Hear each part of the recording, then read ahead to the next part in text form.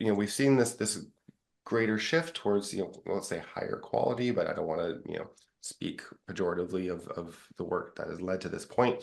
Do you see that continuing to evolve, right? Do you see a shift into, AAA or triple M games, these, Clash of Clans, these AFK journeys, et cetera? And, if so, how do you see that impacting the hiring landscape, right? The job landscape for developers? And Ayaz, I'll ask you that one first. Yeah, so for me, it has always been like getting an opportunity and trying to grab it, right?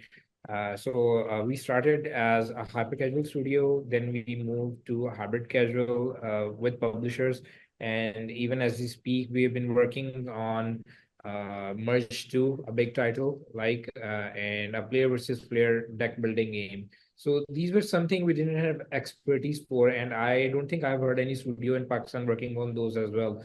So it's like we are evolving. Pakistani gaming is actually evolving, and I'll give you a few examples.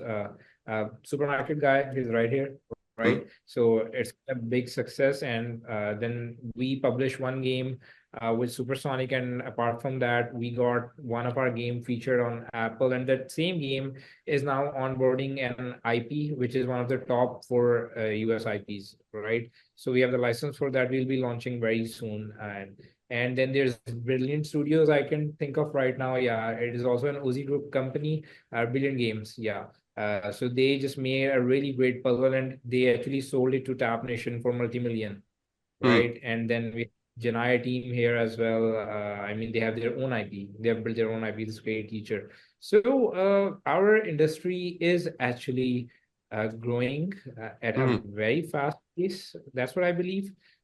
People are really leaving behind the spammy content or ad content, I would say, and they're actually striving to go higher and higher. So I'm very positive because, that's part of human nature. I mean, you remember when Beckham just hit his goal from before the half line area, right? That was the first. He was the first one who actually did that. But Can you after give that that, to me now in hockey terms? As a Canadian, I could use that. No, I'm just joking. Yeah.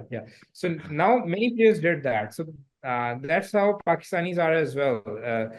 They just need the confidence. They just need to see an example that any other Pakistani have done something great, then others start striving for it as well. So yeah, and of course, when there are tools like ByteBrew available, yeah, so things get easier. I mean, I'm just gonna There's our give soundbite. There's our soundbite. yeah. There you go. Yeah, We got I'm it. We got it. shout out to you, Chris and ByteBrew, because I remember we were working with Line Studios, and that was probably 2.5 or 3 years ago, and Chris was the VP there, right? Something. I don't remember what my title was, but I was All there. right. So you actually introduced us to ByteBrew, and which changed many things. And I still can't forget that one video you did for me. You actually play tested the game and you recorded yourself, and you gave me a full feedback on that very game which got featured on Apple. And then ByteBrew guys actually made a sheet with events, and he gave me a strategy that you should track this and this and this. That was an eye opener for me. Right. And after that, we have had multiple successes thanks to you guys as well. Yeah. Oh, wow. That's so nice.